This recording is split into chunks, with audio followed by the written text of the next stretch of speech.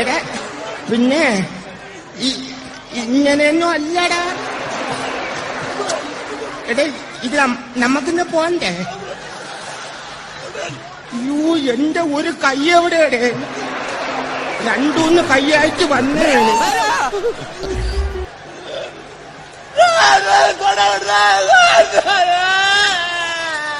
ഇത് ഏത് ഭാഷയുടെ ഇത്?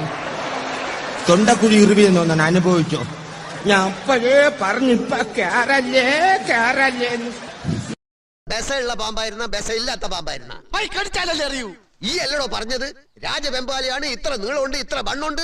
നീളത്തിലും മണ്ണത്തിലും എന്ത് കാര്യം ആചാര്യ കൊത്തിയ മയ്യത്താവൂലേ? ഇതൊക്കെ എന്ത് ഒരാപത്തും വരുത്തല്ലേ.